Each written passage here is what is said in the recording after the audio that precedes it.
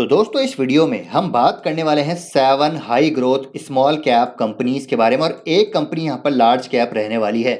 तो 8 कंपनीज के बारे में हम इन टोटल यहाँ पर बात करेंगे और अच्छी बात क्या है कि इन कंपनीज की जो वैल्यूएशन है वो बहुत ही अट्रैक्टिव है, यानी कि ये रीजनेबल पी पे कंपनीज जो है ट्रेड कर रही है। प्राइस टू अर्निंग मल्टीपल इनके काफ़ी रीजनेबल अभी नजर आते हैं और अलॉन्ग विद दैट यहाँ पर जो ग्रोथ पोटेंशियल है वो काफ़ी लाजवाब है इन कंपनीज का। तो अगर आप एक स्मॉल कैप पोर्टफोलियो बनाना चाहते हैं, एक हाई ग्रोथ पोर्टफोलियो बनाना चाहते हैं, तो आप इन 8 कंपनीज को ज़रूर कंसिडर कर सकते हैं, जहां पर रिवॉर्ड मुझे लगता है कि काफ़ी लाजवाब है।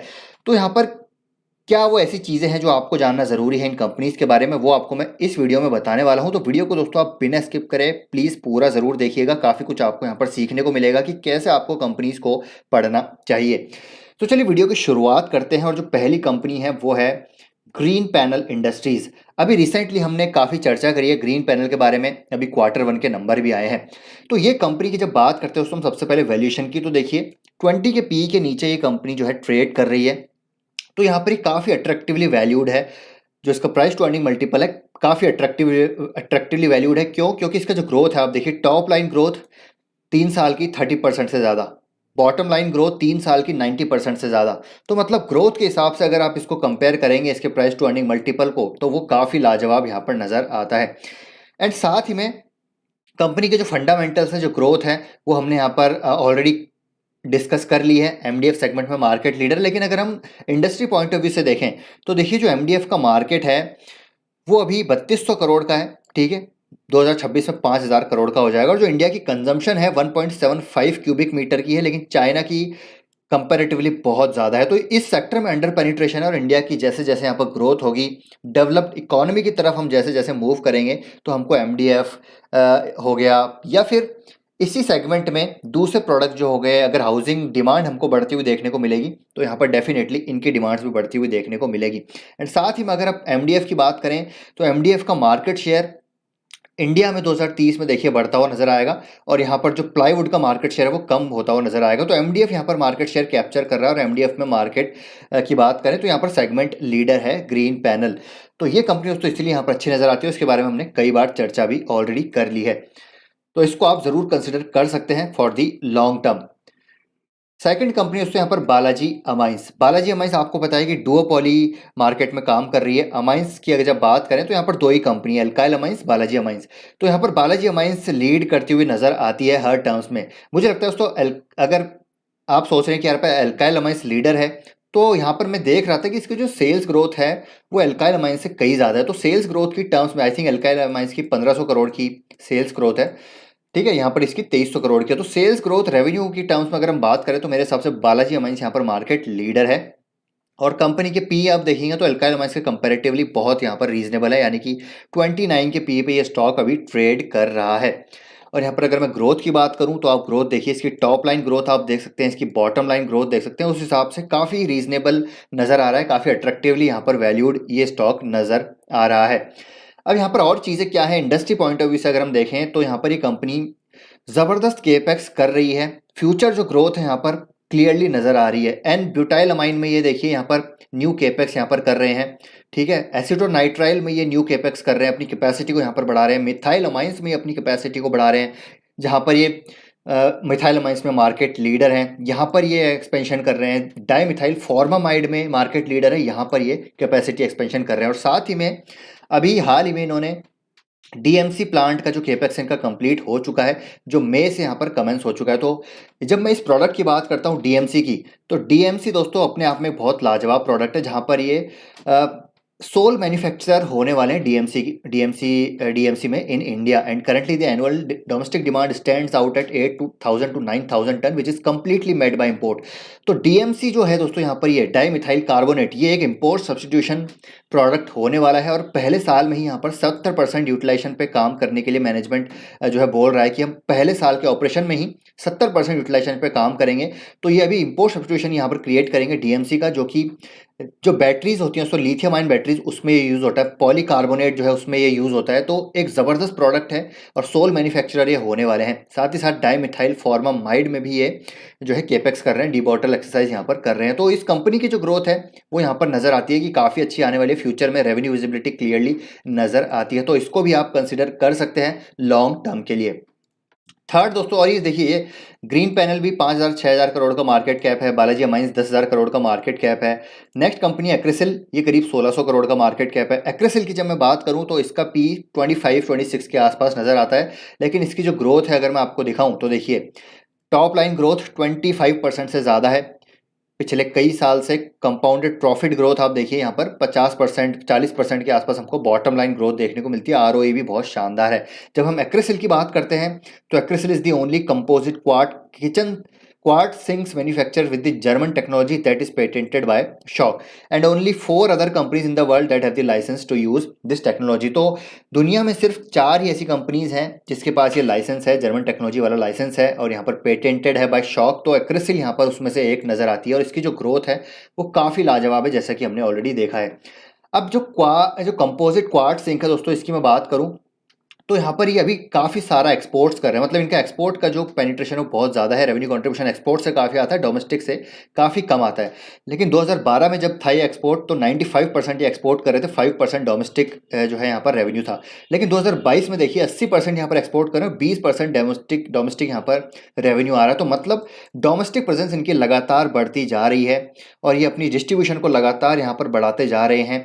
और quartz sink, steel sink, appliances में देखिए आप तो अभी क्वार्ट सिंक से इनका जो रेवेन्यू है 76% आ रहा है। और इंडिया में जैसे जैसे यहाँ पर हाउसिंग मार्केट ग्रो होगा, यहाँ पर एक प्रीमियम ब्रांड की तरफ लोग अग्रसर होंगे, तो यहाँ पर इसके ब्रांड भी यहाँ पर ट्रैक्शन गेन करते हुए नजर आएंगे और डोमेस्टिक डिमांड यहाँ पर बढ़ती हुई नजर आएगी और डोमेस्टिक जो इनका रेवेन्यू बढ़ता हुआ नजर आएगा।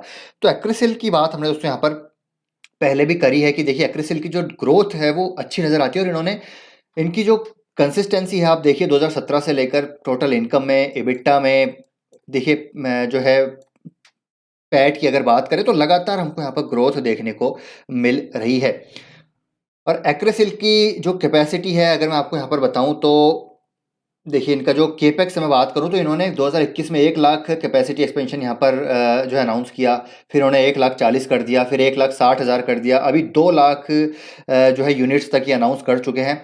तो लगातार अपने केपेक्स को ये बढ़ाए जा रहे हैं। मतलब डिमांड बहुत शानदार है, एक्सपोर्ट डिमांड भी काफ़ी अच्छी है और डोमेस्टिक डिमांड भी यहाँ पर लगातार हमको बढ़ती हुई देखने को मिलेगी। तो ये कंपनी भी ग्रोथ पोटेंशियल वाइज काफ़ी अच्छी स्मॉल कैप कंपनी नज़र आती है। प्रमोटर भी यहाँ पर काफ़ी अच्छा नज़र आता है और अगेन जो प्रोडक्ट है उसमें भी ये लीडिंग प्लेयर हैं।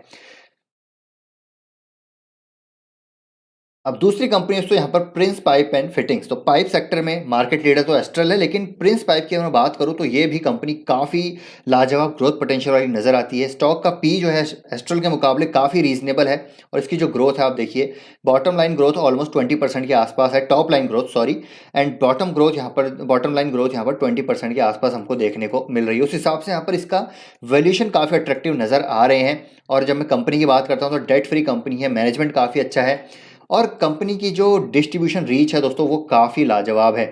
देखिए इनकी डिस्ट्रीब्यूशन जो रीच है वो ऑल क्रॉस इंडिया है और इन्होंने अभी हाल ही में ट्रूबोर ब्रांड को यहाँ पर एक्वायर किया है। जो चेन्नई में इन्होंने चेन्नई का जो प्लांट है ट्रूबोर का वो इन्होंने एक्वायर कर लिया और तेलंगाना जो प्लांट है इनका ऑपरेशनल हो चुका है। तो अब इनकी साउथ में भी यहाँ पर इनका अब कदम रख चुके हैं, एक्सपेंशन हो चुका है। नॉर्थ में तो इनकी अच्छी पकड़ थी, वेस्ट में भी इनकी अच्छी पकड़ थी, तो साउथ में भी उतर चुके हैं और जो फ्यूचर ग्रोथ आएगी इनकी ईस्ट में आएगी। तो हो सकता है ईस्ट में भी ये अपनी मैन्युफैक्चरिंग फैसिलिटी लगा लें। ये जो आप रेड निशान देख रहे हैं ये इनकी मैन्युफैक्चरिंग फैसिलिटी है जो अब यहाँ पर आप देख पा रहे हैं। ईस्ट वेस्ट, नॉर्थ वेस्ट और साउथ में है और ईस्ट में नहीं है। ईस्ट में भी हो सकता है भविष्य में नेक्स्ट फ्रंटियर ऑफ ग्रोथ इनका ईस्ट में आता हुआ देखने को मिले। तो ये तेलंगाना प्लांट इनका ऑपरेशनल हो चुका है, यहाँ से रेवेन्यू विजिबिलिटी क्लियरली नजर आएगी। और जो हम पाइप सेक्टर की बात करते हैं तो यहाँ पर डिमांड अच्छी नजर आएगी ओवरऑल सेक्टर में, डबल डिजिट में ये पूरा सेक्टर ग्रो होगा। तो प्रिंस पाइप भी यहाँ पर ग्रो हो सकता है और वैल्यूएशन भी यहाँ पर अच्छे नज़र आ रहे हैं कि स्मॉल कैप ग्रोथ ओरिएंटेड ये कंपनी यहाँ पर नज़र आती है। तो आप इसको भी ज़रूर कंसीडर कर सकते हैं। बाकी देखिए ज़्यादा फंडामेंटल यहाँ पर डिस्कस नहीं करें क्योंकि कहीं ना कहीं इन सारी कंपनीज़ के बारे में हम डिटेल में ऑलरेडी चर्चा कर चुके हैं। इस वीडियो में आपके साथ में कुछ मेन पॉइंट डिस्कस कर रहा हूँ कि फ्यूचर जो है वो किस प्रकार हमको देखना चाहिए। क्योंकि देखिए पास्ट डेफिनेटली मैटर करता है, लेकिन पैसा जो बनेगा आपको फ्यूचर में ही बनता हुआ देखने को मिलेगा। पास्ट से आप ट्रैक रिकॉर्ड ज़रूर यहाँ पर देख सकते हैं, लेकिन कंपनी फ्यूचर में क्या करेगी वो देखना ज़रूरी है, तभी आप पैसा बना पाएंगे। पास्ट में तो जो हो गया वो हो गया, लेकिन फ्यूचर में कंपनी क्या कर रही है, कहाँ से रेवेन्यू विजिबिलिटी आएगी नज़र, वो हमको देखना ज़रूरी है। तो पास्ट ग्रोथ देखने से अच्छा है कि आप देखिए फ्यूचर में कंपनी क्या करती हुई नज़र आएगी। तो ये होगी प्रिंस पाइप की बात। अब बात करते हैं दोस्तों जुबिलेंट इंग्रेविया। तो ये भी एक 8,000 करोड़ की स्मॉल कैप कंपनी है। इसका पी देखिए 17 के पी पे ये कंपनी ट्रेड कर रही है। बहुत ही ज़्यादा यहाँ पर जो है सस्ती कंपनी नज़र आ रही है। अगर मैं ग्रोथ की बात करूँ तो इसको ज़्यादा टाइम हुआ नहीं है। देखिए ये कंपनी जो है डीमर्ज हुई थी यहाँ पर जुबिलेंट लाइफ साइंसेज से, तो उसके बाद यह लिस्ट हुई थी। इसको ज़्यादा टाइम नहीं हुआ, आई थिंक 1 साल के आसपास इसको हुआ है। लेकिन इसके जो रिटर्न रेशोज़ हैं, जो कंपनी पर डेट है वो बिल्कुल डेट फ्री कंपनी है, free cash flow company generate करी है, प्रमोटर होल्डिंग अच्छी खासी है। तो ये कंपनी भी काफ़ी लाजवाब नज़र आती है ग्रोथ पॉइंट ऑफ व्यू से, और रीजनेबल है जो वैल्यूशन पर ट्रेड कर रही है। अब यहाँ पर आगे के क्या प्लान है कंपनी के, चलिए उसको देखते हैं। क्यों यहाँ पर री रेटिंग होने के चांसेस हैं। तो सबसे पहले मैं कंपनी की बात करूं तो कई सारे प्रोडक्ट में इसकी लीडरशिप है। पिराडीन डेरिवेटिव्स में ग्लोबली नंबर 1 है।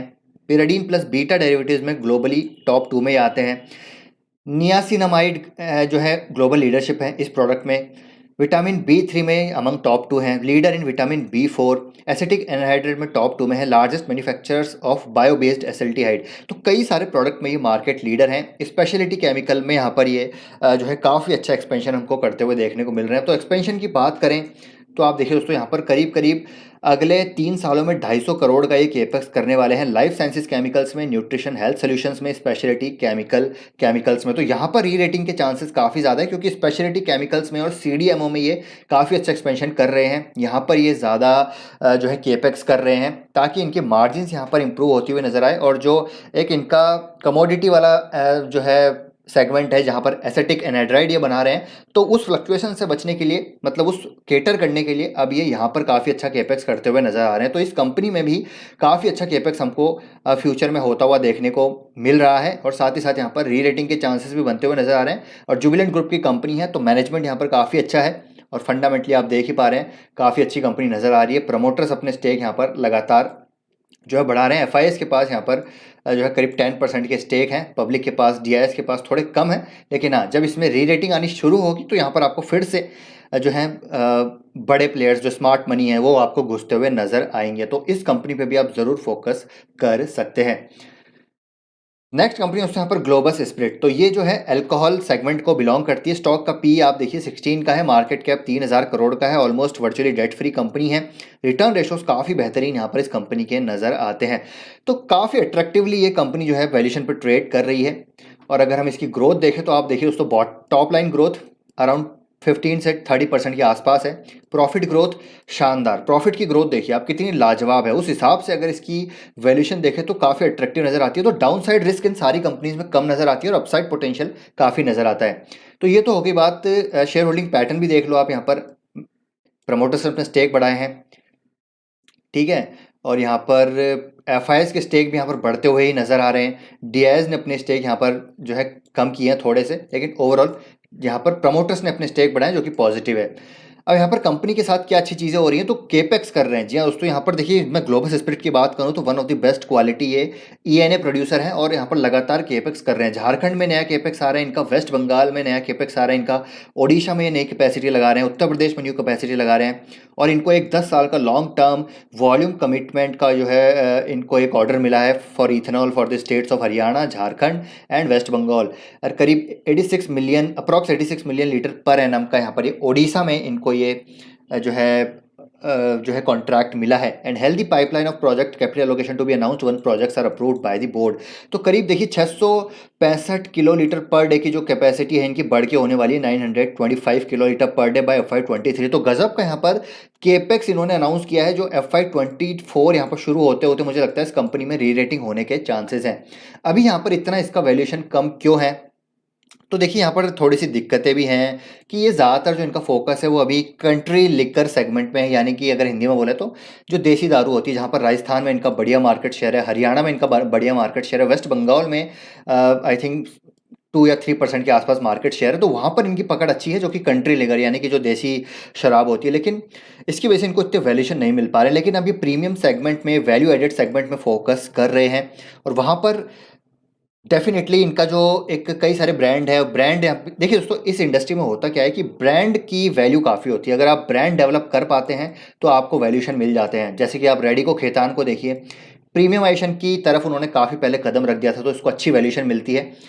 वैसे ही ग्लोबल स्प्रिट के पास अगर ब्रांड यहाँ पर डेवलप हो जाए तो अगेन इसको भी यहाँ पर री रेटिंग मिलती हुई देखने को मिल सकती है। इनका एक ब्रांड है तेरा ही नाम से, ठीक है, ये एक जिन ब्रांड है जो कि काफ़ी अच्छा ब्रांड है इनके पास। अगर उस पर ये फोकस करें, उसको डेवलप करने की फोकस करें तो इनको भी वैल्यूशन अट्रैक्टिव मिल सकती है। बाकी केपेक्स तो कर ही रहे हैं और इनकी जो ग्रोथ है वो तो काफ़ी अच्छी है। तो री रेटिंग ट्रिगर्स यहाँ पर काफ़ी सारे हैं। डाउन साइड जो रिस्क है वो कम है, अपसाइड पोटेंशियल काफ़ी ज़्यादा नजर आता है ग्लोबल स्प्रिट में। हालांकि यहाँ पर रेगुलेटेड इंडस्ट्री है तो वो भी आपको ध्यान रखना है, लेकिन ओवरऑल यहाँ पर पोटेंशियल काफ़ी अच्छा नजर आता है री रेटिंग का।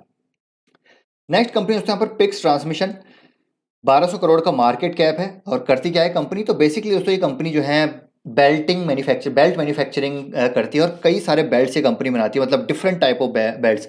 30,000 से 35,000 से ज़्यादा दोस्तों इनके पास SKUs है, मतलब गजब की इनके पास प्रोडक्ट बास्केट है और कंपनी काफ़ी अच्छी नज़र आती है। केपेक्स साइकिल का ये प्ले हो सकता है। पी देखिए 17.5%, 17.5 का है, इंडस्ट्री के पी से कम है, बहुत ही रीजनेबल है। अगर मैं ग्रोथ की बात करूं तो देखिए इसकी टॉप लाइन ग्रोथ 15-18% के आसपास है, बॉटम लाइन ग्रोथ 30% के आसपास है। रिटर्न इक्विटी काफ़ी अच्छा है यहाँ पर, उस हिसाब से यहाँ पर 17 के पी पे ये कंपनी हमको देखने को मिल रही है।